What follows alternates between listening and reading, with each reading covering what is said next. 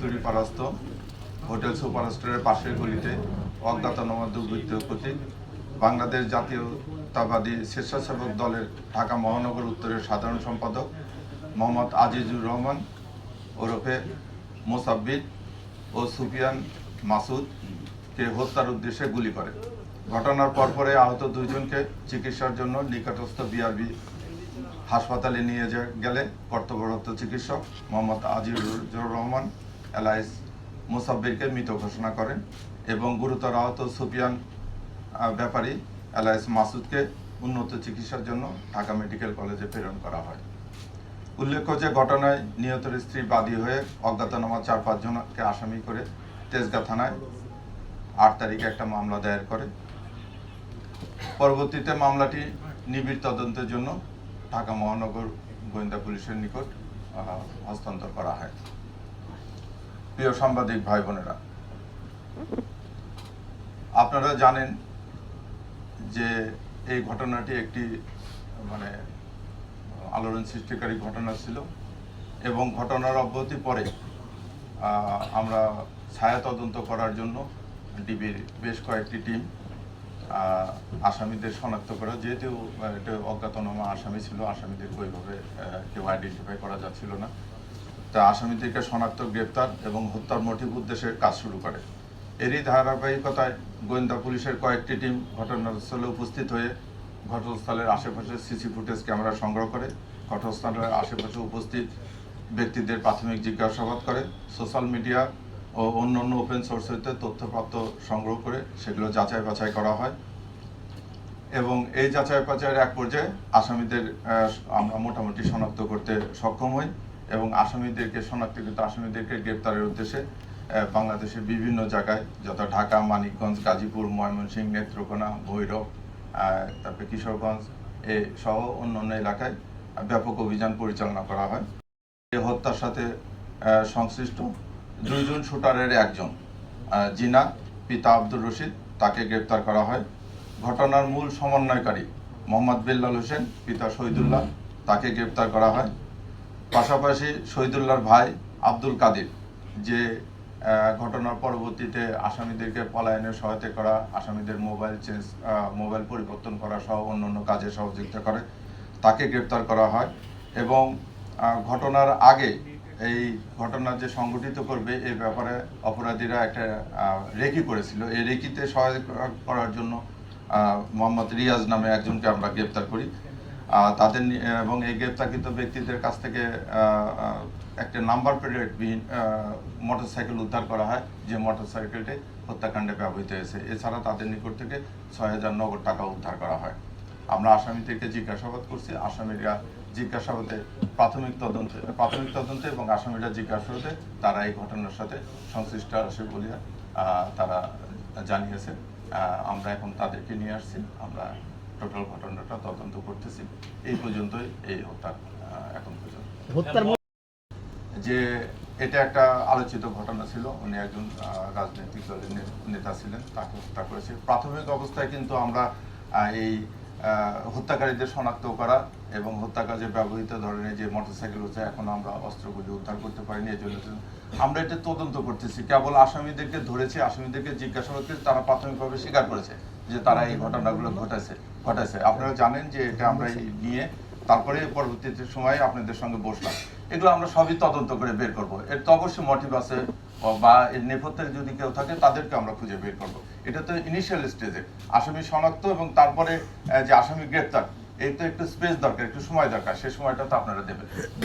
আমরা তো এটা অবশ্যই বের করব। পরিচয় পাওয়া গেছে কিনা, এরা কোনো রাজনৈতিক কর্মী বা কোনো ভাড়াটে কিলার কিনা? কারা? এই যে না, এটা এদের ওরকম রাজনৈতিক ব্যাকগ্রাউন্ড পাওয়া যায় না। তবে তারা প্রাথমিকভাবে যেটা বলছে যে ওই যে যেটা বললাম যে এখানে কিন্তু আপন 2 ভাই অ্যারেস্ট হয়েছে এবং আরেকজন ভাই এই হত্যাকাণ্ডের সঙ্গে সরাসরি জড়িত ছিল বলে আমরা শনাক্ত করেছি। তা কাজে এটা মনে হচ্ছে যে তারা ওখানে ব্যবসায়িক ইয়ে থেকে আছে। এর নেপথ্যেও কিছু আছে কিনা এটা আমরা তো কেবল আসামি নিয়ে আসলাম।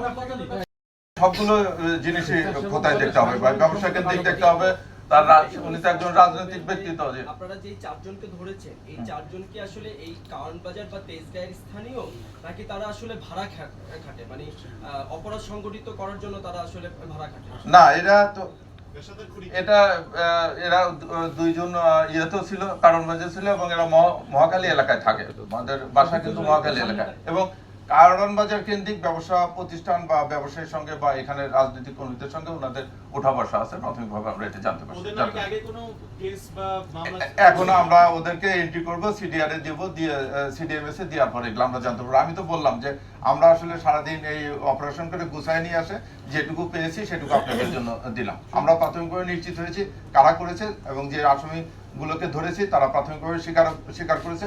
এখন তো তদন্তে আমরা আরো ডিপে যাব এর সঙ্গে নেপথ্যে কারা যদি কেউ জড়িত থাকে, অন্য কোনো দ্বন্দ্ব আছে কিনা সেগুলো আমরা খতিয়ে দেখব। তারা যেহেতু আরেকজন আসামি কিন্তু আমরা এখন অ্যারেস্ট করতে পারিনি।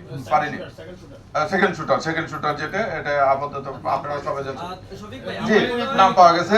এটা ওই ইয়ারি ভাই হচ্ছে রহিম, এটা আপনারা জানেন। এটা আপনারা ছবি দেখে সবাই আইডেন্টিফাই করছেন, এবং যে শুটার আমাদের হাতে জিন্নাত ধরা আছে তাকেও তো আপনারা ছবি দেখে আইডেন্টিফাই করছেন। প্লাস এই যে বিল্লালের ছবি আপনারা দেখছেন যে আসছে, সে নামের সঙ্গে সঙ্গে সে জি জি জি ওরা 3 ভাই। আচ্ছা, যদি হচ্ছে কি ধরেন আপনারা তাদেরকে তো জিজ্ঞাসাবাদ করেছেন যে তারা আসলে যারা এই হত্যাকাণ্ডের সঙ্গে সংযুক্ত ছিল সরাসরি, তারা কি আসলে তাদের কোনো মানে ক্ল্যাশের কারণে এই হত্যাকাণ্ড ঘটেছে, নাকি অন্য কেউ তাদেরকে হায়ার করেছে? এইটুকু অন্তত আমাদেরকে একটু বলেন। এটা তো আপনারা প্রাথমিক জিজ্ঞাসাবাদ অবশ্যই পেয়েছেন, যদি এটা আসলে না বলেন তাহলে আমরা আসলে অনেকগুলো জিনিসই এখন দিচ্ছি তদন্তের সাথে। এই প্রশ্নটা আমরা একটু করতে যাচ্ছি। আমরা তো খুবই ইনিশিয়াল স্টেজ আছে, তদন্তের সাথে করলে হবে কি যে আপনারা দেখেন যেটা হয়েছে, মানে আমি আপনাদের সঙ্গে খোলাখুলি বলি যে একটা ঘটনা ঘটলে আপনারাও আসেন, আমরাও আসি।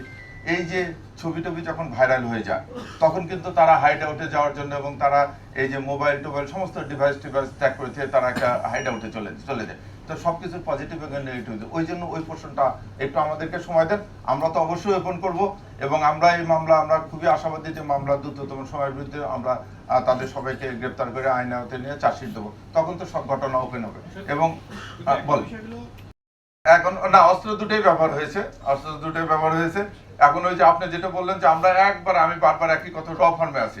এখন যদি আমি বলি যে ঘটনার পর এখানে নিয়ে যে ওখানে যে ব্যক্তিটার কাছে অস্ত্রটা দিয়ে আসছে সে জেনে যাবে যে পুলিশ তো ঘটনা বলে দিছে, ও কি করবে? হয় ওই যে আপনারা জানেন যে খুব রিসেন্টলি আমি যদি বলি হাদির যখন জেনে গেছে যে অস্ত্র ওই জায়গায় গেছে, নিয়ে যে বিলের ভিতরে অস্ত্রটা ফালাই দিছে।